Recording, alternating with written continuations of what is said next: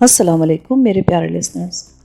کہانی شروع کرنے سے پہلے میرے فیس بک کے گروپ لبابہ حیدر آفیشیل اور میرے فیس بک پیج لبابہ حیدر کو جوائن کریں۔ میرے پیج اور گروپ کا لنک ڈسکرپشن باکس میں بھی موجود ہے۔ میں آپ کا وہاں انتظار کر رہی ہوں۔ شکریہ۔ ہم نے گھوڑے پر سامان لادا۔ ایک گھوڑے پر وہ باپ بیٹی بیٹھے اور تیسرے پر میں سوار ہو گیا، اور یوں صادق علی کے بھرے پورے گھر کو تالا لگا کر ہم کمال پور سے رخصت ہو گئے۔ اس وقت دن کے 3 بج رہے تھے۔ زینو نورا کی ماں چودھری کی بیوہ سے مل آئی تھی۔ چودھرائن پچھاڑے کھا رہی تھی۔ 2 دن میں اس کے گھر سے 2 میتیں اٹھ رہی تھیں۔ اس کی تو دنیا ہی اندھیر ہو گئی تھی، مگر یہ تو مکافات عمل کا سلسلہ تھا جو چل رہا تھا اور چلتا رہے گا۔ زینو سے میں نے بڑی احتیاط سے گاؤں کے حالات پوچھے تھے۔ چودھری کا نام اجمل تھا۔ زینو نے بتایا تھا کہ نورا کے باپ کو کسی جانور نے کچل دیا ہے۔ کسی کو یہ نہیں پتہ چل رہا تھا کہ وہ جانور کس قسم کا تھا۔ ان کے فہم و گمان میں بھی یہ بات نہ تھی کہ اسے قتل کر دیا گیا ہے۔ وہ سب یہی سمجھتے تھے کہ چودھری اتفاقاً کسی بپھرے ہوئے بے قابو جانور کی بھینٹ چڑھ گیا تھا۔ یہ ساری باتیں میرے فائدے میں تھیں۔ صاف ظاہر تھا کہ وہ تھانے میں اس کی موت کی اطلاع نہیں دیں گے۔ اگر ہم کمال پور میں ہی بیٹھے رہتے تو بھی مجھے کوئی خطرہ نہیں تھا۔ مجھے افسوس ہوا کہ میں نے عجلت میں خواہ مخواہ صادق علی کا اتنا آباد اور خوبصورت گھر مقفل کر کے وقت کے بہتے دریا پر تیرا دیا تھا۔ وہ کہیں بھی ڈوب سکتا تھا، مگر اب کیا ہو سکتا تھا؟ میں اپنی زندگی کا ایک اہم باب پیچھے چھوڑ آیا تھا۔ جب ہم والٹن کے قریب پہنچے تو دن چھپ رہا تھا۔ وارث علی کو اپنی بیٹی کی فکر کھائی جاتی تھی۔ وہ بولا، میرا تو یہ خیال ہے جیلانی میاں کہ یہ رات تم شہر میں گزار لو۔ میں تمہیں اپنے دوست کے گھر لیے جاتا ہوں۔ بہتر ہوگا تم 1-2 دن وہیں رہو۔ اس عرصے میں تمہیں آسیہ کے بارے میں بھی بتا سکوں گا۔ پھر اس کے بعد تم اطمینان سے فیصلہ کر سکو گے کہ تمہیں کیا کرنا ہے۔ یہ اچھی تجویز ہے وارث علی۔ میں ابھی 2-4 دن یہیں رہ لیتا ہوں۔ تم معلوم کرو کہ میری بہن کے سال میں ہے۔ میں نے اس کی بات مانی۔ وارث علی خوش ہو گیا۔ میرا خیال ہے کہ اسے زینو کے ساتھ 2-4 دن اور گزار لینے کا موقع مل گیا تھا۔ اسی دن اس نے مجھے بتایا کہ اس کے اپنے صرف 2 لڑکے ہیں جو اب کالج میں پڑھ رہے ہیں، مگر لڑکی اسے زینو کے سوا اللہ نے کوئی اور نہیں دی، اور پھر لڑکی بھی ایسی جو بالکل اس کی ہم شکل ہو۔ زینو کی صورت میں وہ اپنی صورت دیکھتا تھا اور اس کا نام لے کر جیتا تھا۔ اس کے لیے اب کی بار وہ ڈھیر سارے کپڑے اور دوسری چیزیں لے کر آیا تھا۔ وہ چاہتا تھا کہ اس کی بیٹی ہر طرح سے خوش رہے، اور مجھے دیکھ کر حیرت ہوئی تھی کہ زینو بھی اس سے بہت زیادہ مانوس ہو چکی تھی۔ وہ بھول ہی گئی تھی کہ اس کی ماں آرسی نے اسے کن حالات میں جنم دیا تھا۔ اس آنگن کو بھی فراموش کر چکی تھی جہاں اس نے پرورش پائی تھی۔ اس باپ کا نام بھی آہستہ آہستہ اس کے ذہن کی لو سے مٹتا جا رہا تھا جس نے ہمیشہ زینو کو اپنا ہی سلف سمجھا۔ کیسی ستم ظریفی ہوتی اس دنیا میں۔ انسان کے پاگل پن کا مشاہدہ جب خود پروردگار کرتے ہوں گے تو وہ بھی تبسم فرماتے ہوں گے۔ جبھی تو کہا جاتا ہے کہ قیامت کے دن لوگوں کو ان کی ماؤں کی نسبت سے پکارا جائے گا۔ کوئی نہیں پوچھے گا کہ تمہارا باپ کون ہے۔ ہر کوئی ماں کے حوالے سے پہچانا جائے گا۔ مردوں کے لیے بڑا کٹھن مرحلہ ہوگا۔ جب ہم وارث علی کے دوست خورشید احمد کے مکان پر پہنچے تو شام گہری ہو چکی تھی۔ وہ کوئی 50-55 سال کی عمر کا سابق فوجی تھا۔ بیٹھا پینشن کھا رہا تھا۔ ایک اس کا ملازم تھا جو اس کی خدمت پر مامور تھا۔ اس کے 2 بیٹے تھے، مگر دونوں امریکہ میں ملازمت کر رہے تھے۔ بیوی فوت ہو چکی تھی اور کوئی بیٹی بھی نہیں تھی کہ مڑ کر باپ کی خبر پوچھ لیتی۔ اس کا مکان بہت خوبصورت تھا اور ہر آسائش سے مزین بھی۔ میں تو حیران رہ گیا اس مکان کی آرائش و زیبائش دیکھ کر۔ ایک عجیب طرح کا رشک محسوس ہوا مجھے اس آدمی کی زندگی پر۔ وہ بہت صاف ستھرے ذوق کا حامل تھا۔ عمدہ سگریٹ پیتا تھا، بڑھیا لباس پہنتا تھا اور اونچی باتیں سوچتا تھا۔ لگتا تھا خدا اس پر بہت ہی مہربان ہے۔ میں بہت سٹپٹا گیا، مگر اب کیا ہو سکتا تھا۔ وارث علی نے اس سے میرا تعارف کرایا تو بے دہانی میں اس نے خورشید احمد کو میرا اصلی نام بھی بتا دیا۔ اس بیچارے نے ہماری بڑی آؤ بھگت کی۔ ہمارے ٹھہرنے کے لیے اس نے 2 کمرے کھلوا دیے جن میں ہماری ضرورت کی ہر شے موجود تھی۔ ایک کمرہ زینو اور وارث علی نے لے لیا۔ باپ بیٹی ساتھ ساتھ رہنا چاہتے تھے۔ دوسرے کمرے میں ٹھہر گیا۔ خورشید احمد رات 9 بجے تک ہمارے پاس بیٹھا رہا۔ یہ ڈھیر سارے چلغوزے اور بادام اس نے ہمارے سامنے رکھ دی۔ وہ بھی سگریٹ کا رسیا تھا اور مسلسل پیتا رہا۔ ہم نے بھی دل کھول کر اس کام میں اس کا ساتھ دیے۔ اسے اس رات 2 آدمیوں کا انتظار تھا جن کے ہاتھ اس نے اپنی سرحدی زمینوں کا ایک حصہ 2.5 لاکھ روپے میں بیچا تھا۔ وہ رقم لے کر آ رہے تھے اس کے پاس۔ خورشید شب بخیر کہہ کر ہم سے رخصت ہوا ہی تھا کہ وہ آدمی آ گئے، مگر وہ 2 نہیں 3 تھے، جن میں سے ایک بیساکھیوں پر چل رہا تھا کیونکہ اس کی دونوں ٹانگوں میں پلستر لگا ہوا تھا، پاؤں سے اوپر رانوں تک۔ وہ بیچارہ بڑی مشکل میں گرفتار نظر آتا تھا۔ جوان آدمی تھا وہ اور بڑے ورزشی جسم کا حامل تھا، مگر کسی حادثے کی وجہ سے اس مصیبت میں پھنس گیا تھا۔ خورشید احمد نے اس سے ہمارا تعارف کروایا اور بولا، یہ چودھری بہادر علی ہیں، ہریکا گاؤں کے زمیندار، اور یہ ان کے بھائی ہیں غلام محمد۔ ان سے البتہ میں واقف نہیں ہوں۔ اس نے تیسرے آدمی کے بارے میں کہا، یہ ہمارا نوکر ہے اسلم، اسے میں صبح ڈاکٹر کو دکھاؤں گا۔ 1 مہینہ ہوا، ایک حادثے میں زخمی ہو گیا تھا، دونوں ٹانگیں ٹوٹ گئی ہیں اس کی۔ ڈاکٹروں نے اسی روز سے پلستر لگا دیا تھا، مگر اب 2-3 دن سے درد کی شکایت کرتا ہے یہ۔ چودھری بہادر نے کہا، بہت افسوس ہوا، کیسا سونا جوان ہے، اللہ سے صحت دے۔ یہ کہہ کر خورشید احمد ان لوگوں کو بڑی عزت سے ہمارے پاس بٹھا کر دوسرے کمرے میں چلا گیا۔ جب واپس آیا تو اس کے ہاتھ میں کاغذ اور قلم تھے۔ چودھری بہادر علی نے ہمارے سامنے 2.5 لاکھ روپے کی رقم گن کر خورشید کو دی۔ رقم وصول کر کے خورشید نے رسید لکھ دی، جس پر اس نے گواہ کے طور پر وارث علی سے دستخط کروا لیے۔ رجسٹری پہلے ہی ہو چکی تھی، جسے وہ اگلے دن کچہری میں جا کر درج کروانا چاہتے تھے۔ جب خورشید احمد رقم وصول کر کے اندر جانے لگا تو میں نے اسلم کی آنکھوں میں عجیب سی پراسرار چمک دیکھی۔ اس نے معنی خیز انداز سے خورشید احمد کی طرف دیکھا۔ میں سمجھا کہ زمین خرید لینے کی خوشی نے ان کے چہروں پر ایک کیفیت پیدا کر دی ہے۔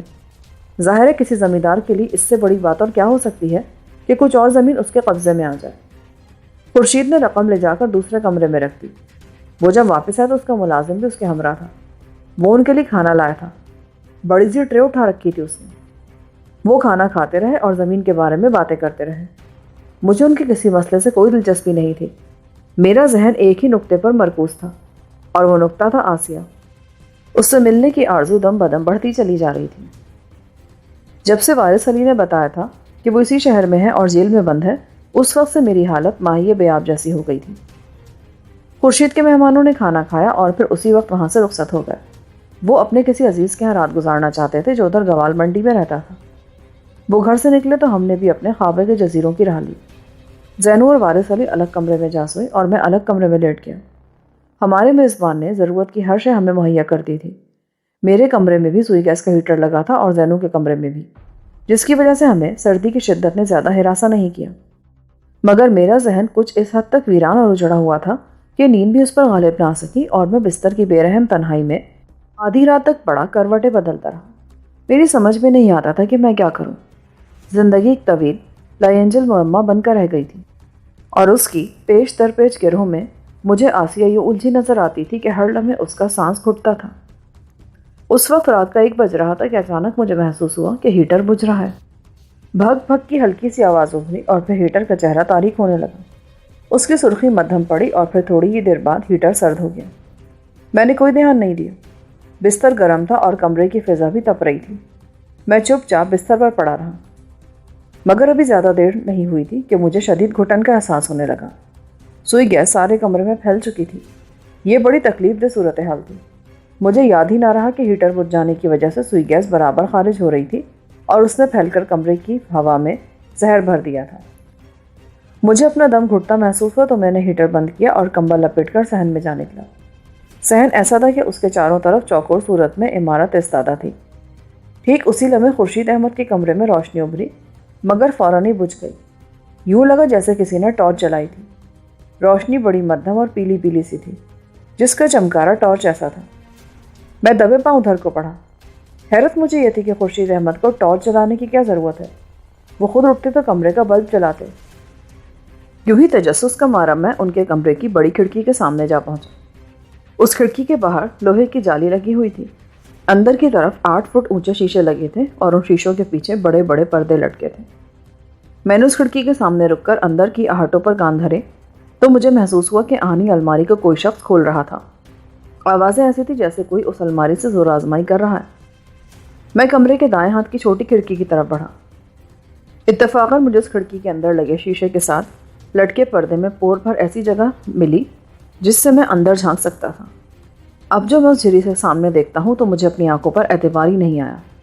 لگتا تھا جیسے میں کوئی خواب دیکھ رہا ہوں۔ فرش پر ٹارچ برابر جل رہی تھی اور اس کی مدھم روشنی میں مجھے خورشید احمد کی آہنی الماری کے سامنے چودھری بہادر علی کا بیمار نوکر اسلم کھڑا نظر آیا۔ اس کی ٹانگوں پر پلستر جوں کا تو قائم تھا، مگر وہ بیساکھیوں کے سہارے نہیں بلکہ اپنے پاؤں پر جم کر کھڑا تھا۔ میرے دیکھتے ہی دیکھتے اس نے الماری کھول کر اس کے خانوں میں سے تمام نوٹ نکال کر ایک تھیلے میں بھر لیے۔ فرش پر رکھی اس کی روشن ٹارچ پاؤں کے قریب چمک رہی تھی اور اس کی روشنی میں اس نے اپنا کام نہایت صفائی سے مکمل کر لیا تھا۔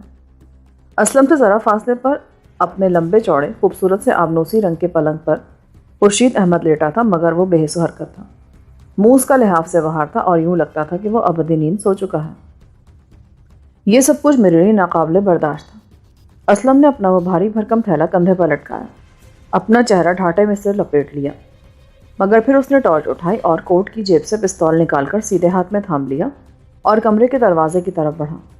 میں نے لپک کر فوراً ہی وہ دروازہ باہر سے بند کر دیا اور پستول لینے کے لیے اپنے کمرے کی طرف بھاگا۔ باہر سے کنڈی لگنے کی آواز سے اسلم دہل گیا۔ اس نے پوری قوت سے دروازہ اندر کی طرف کھینچا، مگر جب اسے یقین ہو گیا کہ دروازہ نہیں کھل سکے گا تو وہ پوری قوت سے اس کے تختے سے ٹکرا گیا۔ زبردست آواز پیدا ہوئی۔ میں اس گھڑی اپنے کمرے میں تھا اور پستول اٹھا کر باہر آنے ہی کو تھا کہ مجھے یوں محسوس ہوا جیسے پلائی ووڈ کا بنا دروازے کا تختہ ٹوٹ گیا ہے۔ ابھی میں اپنے کمرے سے نکلا ہی تھا کہ اسلم صحن میں نمودار ہوا۔ وہ بڑی پھرتی سے چل رہا تھا۔ تب مجھے معلوم ہوا کہ اس نے بیماری کا اور ٹانگوں کے ٹوٹ جانے کا تو محض بہانہ بنا رکھا ہے۔ اصل میں وہ بہادر علی کا کارندہ تھا جو ہر اس جگہ پر ہاتھ مارتا تھا جہاں سے اسے رقم کی بو ملتی تھی۔ اچانک ٹھکی سی آواز پیدا ہوئی۔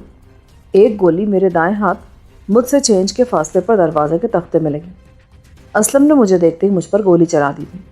اس کی آنکھیں بہت تیز تھیں۔ میں حالانکہ خوب اندھیرے میں کھڑا تھا مگر پھر بھی اس نے مجھے دیکھ لیا تھا۔ میں تیزی سے نیچے بیٹھ گیا۔ اس نے ایک اور گولی چلائی مگر وہ بھی میرے اوپر سے نکل کر دروازے سے جا ٹکرائی۔ اب کی بار میں فرش پر ہی لیٹ گیا تھا۔ اسلم سمجھا کہ اس کی گولیاں اثر کر گئی ہیں۔ وہ جنون خیز رفتار سے گھر کے بڑے دروازے کی طرف لپکا تو میں نے تاک کر اس کی کمر پر گولی چلائی۔ نشانہ شاید ٹھیک بیٹھا تھا۔ وہ لڑکھڑا گیا مگر رکا نہیں، تیزی سے دروازہ کھول کر باہر نکل گیا۔ میں نے دوسری گولی چلائی مگر وہ بیکار گئی۔ یہ بڑی خوفناک صورتحال تھی۔ میں اس کے پیچھے لپکا اور بجلی جیسی تیزی سے باہر جا پہنچا۔ وہ میری سب سے بڑی غلطی تھی۔ ایک گولی سرسراتی ہوئی میرے کمبل میں سوراخ کرتی ہوئی آگے نکل گئی۔ وہ زیادہ دور نہیں تھا، مجھ سے 6-7 فٹ پرے دیوار کے ساتھ چمٹا کھڑا تھا۔ میں پیچھے ہٹ کر دروازے میں دبک گیا۔ عین اسی وقت مجھے باہر کسی موٹر سائیکل کی آواز سنائی دی۔ میں نے اپنا آپ بچاتے ہوئے باہر جھانک کر دیکھا تو ایک زبردست تعصف نے میرا کلیجہ دبوچ لیا۔ اسلم ایک اسکوٹر کے پیچھے بیٹھ کر میری آنکھوں سے اوجھل ہوتا جا رہا تھا۔ وہ خورشید کو شاید اس کی زندگی کی سب سے زیادہ قیمتی اثاثے سے محروم کر گیا تھا۔ میرا خیال ہے کہ جس اسکوٹر پر بیٹھ کر وہ بھاگا تھا اسے بہادر علی خود چلا رہا تھا، مگر میں یہ بات یقین کے ساتھ نہیں کہہ سکتا تھا۔ اس کے پیچھے بھاگنا میرے لیے کسی بھی طرح سود مند نہ تھا۔ میں کفِ افسوس ملتا واپس آ گیا اور خورشید کے کمرے میں جھانکا۔ اس کمرے کے دروازے کا ایک تختہ ٹوٹا ہوا تھا۔ میں نے خورشید کو جگانے کے لیے اسے آواز دی مگر اس نے کوئی رد عمل ظاہر نہ کیا۔ فوراً ہی میں نے ادھر ادھر ٹٹول کر سوئچ ڈھونڈا اور بتی جلا دی۔ اب جب میں نے خورشید کے چہرے پر نظر ڈالی تو میری حیرت سہ چند ہو گئی۔ اس کا رنگ پیلا ہو رہا تھا اور سانس اکھڑ چکا تھا۔ میں نے نبض دیکھی تو وہ بھی ڈوب رہی تھی۔ کمرے میں سوئی گیس کا کثیف دھواں پھیلا ہوا تھا۔ معلوم ہوا کہ اس کے کمرے کا بھی ہیٹر بجھا ہوا تھا مگر اس میں سے سوئی گیس برابر خارج ہو رہی تھی۔ میں نے وہ گیس تو بند کر دی مگر سوال یہ تھا کہ خورشید کو ہوش میں کیسے لاؤں۔ یوں ہی پاگلوں کی طرح میں نے بلا سوچے سمجھے اس کے کھلے منہ پر منہ رکھ کر اس کے پھیپھڑوں میں اپنی ہوا بھر دی پوری قوت سے۔ نتیجہ حیرت انگیز تھا۔ وہ کربناک انداز سے کہا۔ میں سمجھا کہ اسے پانی کی بھی ضرورت ہوگی۔ یہ سوچ کر میں صحن میں نکلا اور نل سے ایک گلاس پانی بھر کر اس کے لیے اندر لے گیا، مگر اب وہ قدرے زیادہ بیدار تھا، عجیب سے انداز میں کروٹیں لے رہا تھا۔ میں نے بڑی مشکلوں سے پانی کے چند گھونٹ اسے پلائے۔ تازہ ہوا کے لیے میں نے ساری کھڑکیاں کھول دی۔ باہر پچھلی طرف شاید کوئی خوشبودار پودے لگے تھے۔ بڑی سہانی اور جافزا خوشبو کمرے میں پھیلنے لگی۔ نتیجہ یہ ہو کہ خورشید احمد نے کچھ ہی دیر بعد آنکھیں کھول دیں، مگر اب بھی وہ اس قابل نہیں تھا کہ کوئی بات کر سکے۔ سوئی گیس نے اس پر بہت ہی برا اثر ڈالا تھا۔ اچانک خورشید کی نظر کھلی الماری پر پڑی تو وہ یوں اپنے پلنگ سے اٹھا جیسے اسے کسی بچھو نے کاٹ لیا ہے۔ وہ تیزی سے اپنی الماری تک پہنچا اور اس کے خالی خانے پاگلوں کی طرح ٹٹول ٹٹول کر دیکھنے لگا، اور جب اس نے دیکھا کہ وہاں سے سب کچھ غائب ہے تو اس نے سر پیٹ لیا اور بلند آواز سے یوں چیخا جیسے کوئی اسے ذبح کر رہا ہے۔ یہ میرا روپیہ کہاں گیا؟ میں پوچھتا ہوں روپیہ کہاں گیا میرا؟ کہاں گیا میرا روپیہ؟ وہ دیوانوں کی طرح منہ کھول کر میری طرف بڑھا۔ آپ کا روپیہ بہادر علی کا بیمار نوکر اسلم لے گیا ہے۔ थोड़ी देर पहले वो यहाँ था। तुम झूठ बोलते हो। उसकी तो टांगें टूटी हुई हैं, पलस्तर चढ़ा उन पर। मेरा 2.5 लाख रुपया तुमने चुरा लिया। वो पलस्तर शलस्तर सब झूठ है। वो बहुत बड़े धोखेबाज लोग हैं खुर्शीद साहब। तुम झूठ बोलते हो। कहाँ है वारिस अली? मैं उससे अपना रुपया लूँगा। मैं तुम्हें जिंदा नहीं छोड़ूंगा बदमाश आदमी। मुझे वापस करो मेरा रुपया। ये कहकर वो तेजी से उस कमरे की तरफ भागा जहाँ जैनू और वारिस अली को उसने सुलाया था। उस कमरे का दरवाज़ा भी अंदर से बंद था। खुर्शीद अहमद ने पूरी कुव्वत से दरवाजे पर दस्तक दी, बार बार चीखा चिल्लाया। दरवाज़ा पीट डाला मगर वारिस अली नहीं जागा। जैनू भी बेदार ना हुई। इतनी गहरी नींद में थे वो लोग कि मैं हैरान रह गया। अचानक मैंने सोचा कि कहीं उन पर भी सुई गैस का असर ना हो गया हो। जो ही ये बात मेरे जहन में उभरी, मैं पूरी कुव्वत से दरवाजे के साथ टकरा गया। अंदर की चटखनी शायद ज़्यादा मजबूत नहीं थी, वो फ़ौरन ही टूट गई और दरवाज़ा धड़ से खुल गया। वहाँ सूरत हाल वाकई बहुत दगरगुन थी। कमरा गैस से लबालब भरा था। तमाम खिड़कियाँ और रोशनदान बंद थे और सुई गैस का हीटर बुझा हुआ था। मैंने वारिस अली को छू कर देखा तो मेरा कलेजा दहल गया। वो दम घुटकर मर चुका था। उसके बाद मैंने जैनू को देखा तो उसका बदन भी मुझे ज़िंदगी की हरारत से महरूम नज़र आया।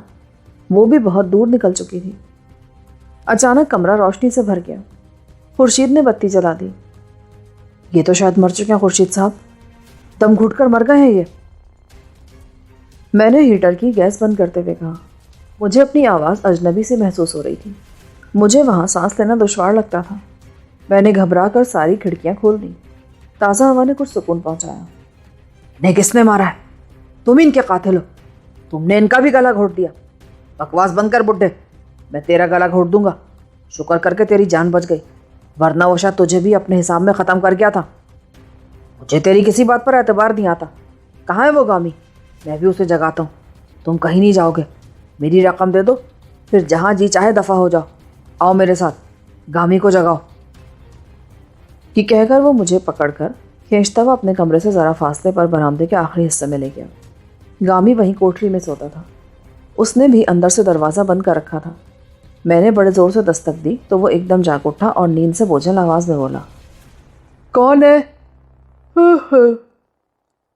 खुर्शीद चीखा, मैं हूँ गामी। दरवाज़ा खोल, तेरा बेड़ा गरक घोड़े बेच कर सोता रहता है। तेरी अफ्यून तुझे ले डूबी है। अभी आया मियाँ जी। दूसरी तरफ से स्लीपर की सपड़ सपड़ सुनाई दी और फिर गामी ने दरवाज़ा खोल दिया। क्या बात है मियाँ जी? क्या बात है मियाँ जी का बच्चा? जा पुलिस को बुला कर ला। घर में चोरी हो गई, अलमारी से रकम गायब है। 2.5 लाख रुपए ले गया चोर। चोरी हो गई? हद हो गई। ये कैसे हुआ मियाँ जी? गामी यूं बरामदे में निकला जैसे उसने कोई भूत देख लिया हो। अरे होना कैसे था? ये चातुर जो खड़ा ना तेरे सामने, इसी ने चोरी की है। और अब कहता असलम माल चुरा कर ले गया। असलम कौन है जी? अरे वही जो बहादुर अली के साथ आया था, जिसकी टांगों पर पलस्तर चढ़ा था। अरे मियाँ जी, वो बेचारा तो बैसाखी पर चलता है, वो वाला क्या चोरी करेगा? और वो हमारे मेहमान मुर्दा पड़े अपने कमरे में, उनका भी इसने गला घोट दिया है। ऊपर से हम पे रोब जमाता है। मैं तो उसे जेल में बंद करा दूंगा। खुर्शीद ने मुझे गिरेबान से पकड़कर झटका देते हुए कहा, परे मर बुड्ढे, तेरा दिमाग चल गया। मेरी बात गौर से सुन। मैं चोर नहीं हूँ, चोर असलम ही है। मगर मुझे ये नहीं पता था कि तेरा कमरा भी सुई गैस से भरा था। वारिस अली भी उसी गैस से मरा था और मेरे कमरे में भी गैस भरने लगी थी। यह किस्सा क्या है? मुझे बेवकूफ़ बनाने की कोशिश ना कर जलील आदमी। पुलिस तुझसे खुद उगलवा लेगी कि तूने उन दोनों को कैसे और क्यों मारा। जा गामी, भाग कर जाओ, पुलिस को बुला ला। ये बात सुनते मुझे एहसास हो गया कि बुढ़ा किसी भी तरह मेरी बात पर कान नहीं धरेगा। वो फैसला कर चुका है कि मुझे पुलिस के हवाले कर देगा। चोरी का इल्ज़ाम भी वो मुझ पर धरता था और जैनू और वारिस अली की मौत का भी वो मुझे ही जिम्मेदार ठहराता था। ये बड़ी खौफनाक बात थी। मैं पुलिस का किसी भी तरह सामना नहीं करना चाहता था, ख़ास तौर पर लाहौर शहर की पुलिस का, जिसकी जेल की आखिरी मंजिल से मैं फ़रार हुआ था। मामले के तमाम पहलुओं पर गौर करते हुए मैंने पिस्तौल की नाली एकदम बुढ़े के सीने से रखा दी। अगर तुमने ज़रा भी हरकत की तो गोली मार दूंगा। तुम भी चलो इधर गामी, पीछे खड़े हो जाओ उसके। पिस्तौल की सूरत देखते ही बुढ़ा खिंचाने लगा। गामी दोनों हाथ ऊपर उठाकर उसके पीछे खड़ा हो गया। मैंने खुर्शीद को खींचकर बाएं हाथ की जद पे लिया और फिर पूरी कुव्वत से मैंने उसकी गर्दन की रग मसल दी। वो 2 लम्हों में झूलकर फर्श पर ढेर हो गया। अपने मालिक की यह हालत देखकर गामी बुरी तरह लर्जा और पीछे हटने लगा। खबरदार, میں نے اسے للکارا تو وہ وہیں ٹھہر گیا. میرے پاس آؤ. وہ بہت محتاط طریقے سے آگے بڑھا، مگر اتنا بھی نہیں کہ میرا ہاتھ اس تک پہنچ سکتا. میں نے 2 قدم آگے بڑھا کر اس کی گردن پر ہاتھ رکھا اور انگوٹھے کی زد ملا کر اس کی بھی رگ دبا دی. ذرا دیر کے لیے وہ کانپا اور ایک دم نیچے گر گیا. اب میرے لیے وہاں ٹھہرنا کسی بھی طرح مناسب نہیں تھا. میں نے صادق علی کا خریدا ہوا ولایتی سوٹ پہنا، ٹائی لگائی، اپنی تمام چیزیں اٹیچی کیس میں بند کی اور پھر زینو اور وارث علی کے اجڑے ویران چہروں پر آخری نظر ڈال کر باہر نکل گیا. مجھے فوراً وہاں سے نکل جانا چاہیے تھا. حیرت مجھے اس بات پر تھی کہ ان بیچاروں پر موت وارد بھی ہوئی تو کن حالات میں اور کس بے سر و سامانی کے عالم میں. ایسے عالم میں کہ ان پر کوئی رونے والا نہیں تھا اور میں کسی کو یہ نہیں بتا سکتا تھا کہ وہ کون ہے اور کہاں جا رہے تھے. خورشید البتہ وارث علی کو جانتا تھا. وہ صبح ہوش میں آئے گا تو بہت ادھم مچائے گا، مگر وارث علی کہاں واقعی تھا جو اسے بتا سکتا کہ میں کون ہوں. خورشید ہمیشہ یہی سمجھے گا کہ میں نے ہی اس کی رقم چرائی ہے. یہ بھی خدا کی مرضی تھی کہ جو جرم میں نے نہیں کیا تھا وہ بھی یار لوگ میری جھولی میں ڈال رہے تھے. میں نے مکان کے گیراج میں بندھی وارث علی کی گھوڑی کھولی اور اس پر سوار ہو کر سڑک پر جا نکلا. باہر اس گھڑی رات کے پچھلے پہر کی یکبستہ ہوا ٹھٹک ٹھٹک کر چل رہی تھی. اس کے رقص میں درد بھری سسکی تھی. تاروں کی روشنی زیادہ نکلی ہوئی تھی. چاند کا کہیں دور دور تک نام و نشان نظر نہیں آتا تھا. مجھے یوں محسوس ہوتا تھا جیسے میرا وجود کرچی کرچی ہو چکا ہے. میری نہ کوئی منزل تھی نہ ٹھکانہ. وارث علی کو تو میں اس لیے اپنے ساتھ لے کر چلا تھا کہ شاید وہ مجھے معلوم کر کے بتا سکے کہ آسیہ کہاں اور کس حال میں ہے، مگر اس کی بے وقت موت نے سب کچھ گڈمٹ کر دیا تھا. میں یہ معلوم کرنا چاہتا تھا کہ آخر ان دونوں کو اسلم نے کیوں اور کس طرح موت کے گھاٹ اتارا ہے. یہ بات اس وقت میرے لیے ناقابل فہم تھی کہ وہ دونوں یوں ہی کمرے میں پڑے پڑے گیس کے زہریلے اثر سے مر گئے. اسلم نے تو اس طرح سارے گھر کے لوگ ہی مار ڈالے تھے، مگر کس طرح؟ یہ سوال میں کسی بھی طرح حل نہ کر سکا. بڑی سڑک پر چلتے ہوئے ابھی میں خورشید احمد کے گھر سے 1-1.5 میل دور نکلا ہوں گا کہ مجھے اپنے سامنے سڑک کے دائیں ہاتھ ایک آدمی نظر آیا. وہ آندھا پڑا تھا. اس سے ذرا فاصلے پر مجھے ایک موٹر سائیکل نظر آئی جس کا انجر پنجر ٹوٹ چکا تھا. میں گھوڑی سے اتر کر اس آدمی کے پاس پہنچا. وہ بری طرح زخمی تھا. میں نے اسے غور سے دیکھا تو معلوم ہوا کہ اس کی ایک ٹانگ ٹوٹ چکی تھی اور ایک ہاتھ بھی جھول رہا تھا. وہ خاصا صحت مند آدمی تھا اور بدن سے ڈھیروں خون بہہ جانے کے باوجود ابھی تک زندگی کی رسی پر سے اس کی گرفت ڈھیلی نہ ہوئی تھی. وہ نیم بے ہوش تھا. میں نے اسے جوں تو کر کے گھوڑی پر لادا اور جس طرح ساربان اپنا دوہرا بوجھ لاتے ہیں خود بھی میں اس کو سنبھالنے کے لیے زین پر اس کے سامنے بیٹھ گئی اور سیدھا جنرل اسپتال کے ہنگامی وارڈ میں جا پہنچا. میرے قیمتی لباس کو دیکھ کر وہاں کے ملازم خاصے متاثر ہوئے. انہوں نے اس آدمی کو فوراً علاج معالجے کے مختلف مراحل سے گزار دیے. میں نے اپنا بٹوا بڑی فراخ دلی سے ہلکا کیا. کسی کو 10 روپے دیے تو کسی کو 20. میں نے کہا جیسے بھی ہو وہ لوگ اس شخص کی زندگی بچانے کی کوشش کریں کیونکہ وہ میرا بھائی ہے. اس بدنصیب کی جیب سے جو کاغذات برآمد ہوئے ان سے معلوم ہوا کہ اس کے پاس 170 روپے موجود تھے. نام اس کا سلیم احمد تھا. وہ ماڈل ٹاؤن کا رہنے والا تھا اور پیشے کے اعتبار سے وہ ریڈیو میکینک تھا. اس کے تمام کاغذات میں نے اپنی جیب میں رکھ لیے. معلوم یہ ہوتا تھا کہ وہ گاڑی سے ٹکرا کر اس حال کو پہنچا تھا. میں صبح 6 بجے تک اسپتال کے ہنگامی وارڈ کے کونے میں بیٹھا سگریٹ پھونکتا رہا. جن 4 ملازموں کو میں نے بخشش دی تھی وہ مجھے رہ رہ کر اس آدمی کا حال بتاتے رہے. 6:30 بجے ایک ملازم نے مجھے بتایا کہ سلیم احمد کی ٹانگ اور ہاتھ پر پلستر کر دیا گیا ہے اور نیند کا ٹیکا لگ جانے کے بعد وہ اپنے بستر پر اطمینان سے سویا ہوا ہے. میں نے سوچا اسے دیکھ لوں، اسے کسی کے سپرد کر دوں تو پھر وہاں سے نکلوں. دن کی روشنی میں تو مجھے وہاں ٹھہرنا ہی نہیں تھا. اس ملازم کے ساتھ میں تیز تیز چلتا ہوا جنرل وارڈ میں پہنچا، اس حال میں کہ میں نے سر پر قراقلی ٹوپی پہنی تھی، آنکھوں پر سیاہ اینک لگا رکھی تھی. میرے بدن پر سرمئی رنگ کا بہت ہی خوبصورت گرم ولایتی سوٹ تھا اور پاؤں میں خاکستری رنگ کے نئے جوتے تھے.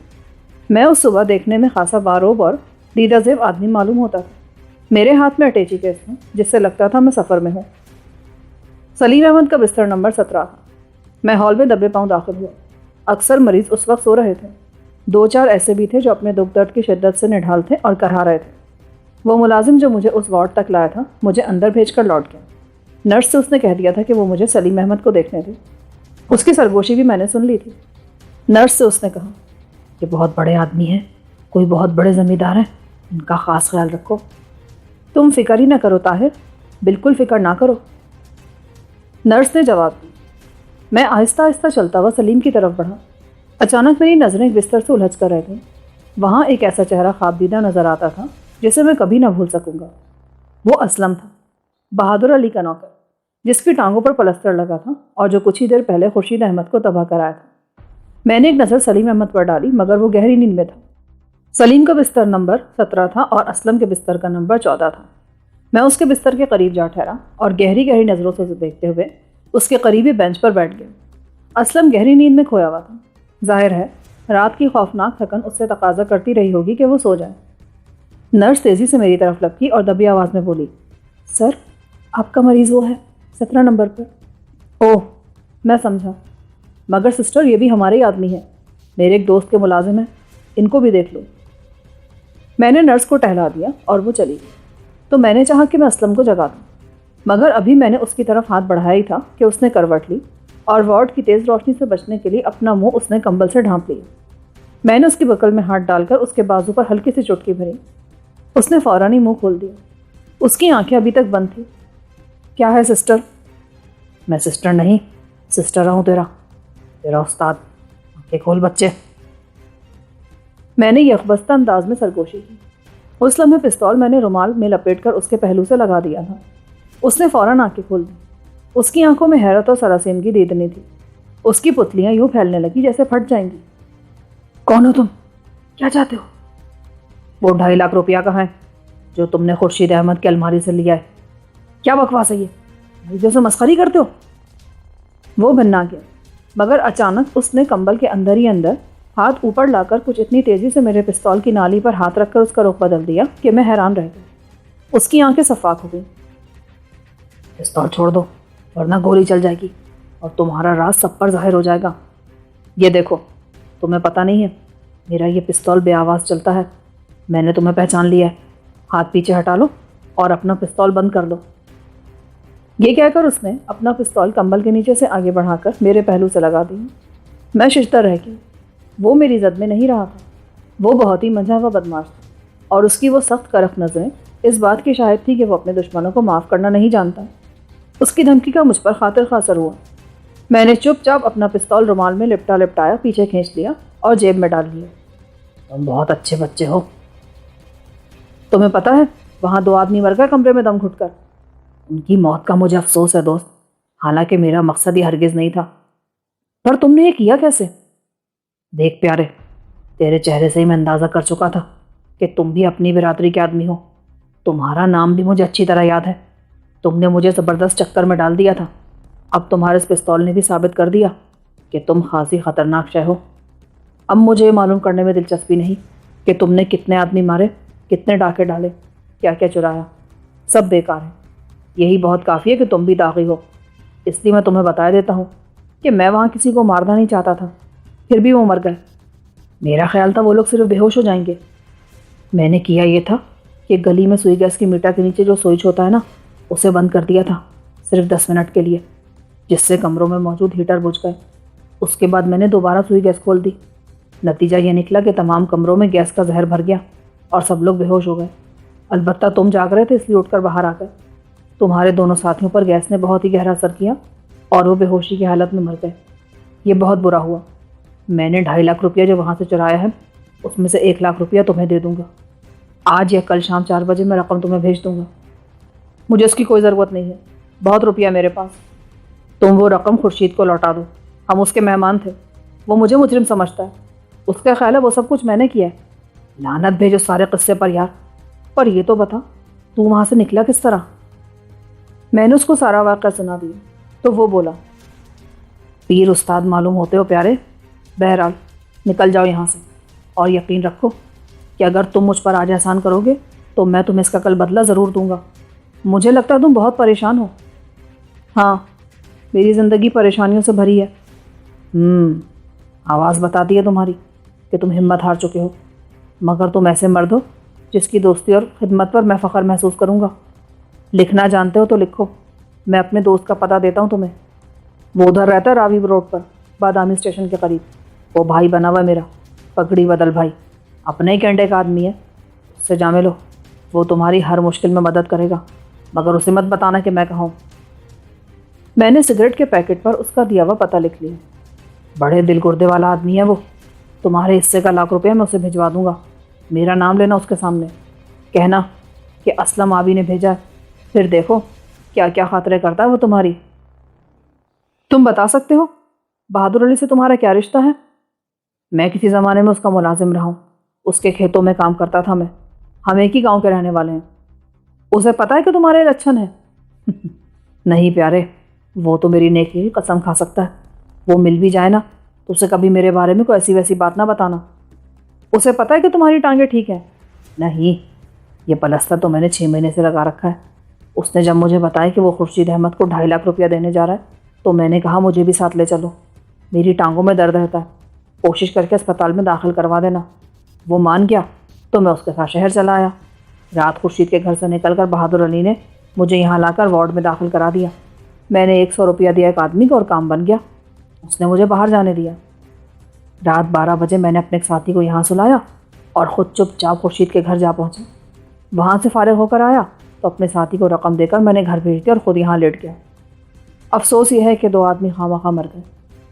اس بات کا افسوس نہیں ہے تمہیں کہ تم نے خورشید احمد کو لوٹ لیا؟ ارے نہیں میرے بھائی، اس نے تو کوڑیوں کے مول حاصل کی تھی وہ زمین کسی زمانے میں، اب چاندی بنا رہا اس کی۔ یہ دراصل ایک بیوہ کی زمین ہے جسے اس نے کوئی 5 سال پہلے ہیرا پھیری سے اپنے نام لگوا لیا تھا، اب بھی 5 مربع زمین باقی ہے اس کے پاس۔ اس آدمی کو تو لوٹنا انصواب ہے۔ اس نے بلا جھجک اپنی ساری کہانی مجھے سنا دی، پھر بولا تم جاؤ اور سیدھے شیر دل کے پاس پہنچو، میں بھی جلد وہاں پہنچوں گا۔ میں ذرا سلیم احمد کو دیکھ لوں۔ ہاں دیکھ لو، اگر یہ آدمی زخمی نہ ہوتا تو شاید تم مجھے قیامت تک نہیں پا سکتے تھے، پر خیر مجھے خوشی ہے کہ تم جیسے جواں مرد سے میری ملاقات ہو گئی۔ یہ کہہ کر اس نے مجھ سے بڑے تپاک سے ہاتھ ملایا اور میرے ہاتھ کو محبت سے بوسہ بھی دیا۔ بہت چالاک آدمی تھا وہ۔ سلیم احمد ابھی تک سویا ہوا تھا، خواب آور ٹیکا اپنا اثر دکھا رہا تھا۔ میں نے اسے جگانا مناسب نہ سمجھا اور آگے ہی آگے چلتا ہوا دوسرے دروازے سے باہر نکل گیا۔ اسپتال کے لان میں گھوڑی بے چین ہو رہی تھی۔ میں نے اس کی لگام تھامی اور اسے چلاتا ہوا باہر نکل آیا۔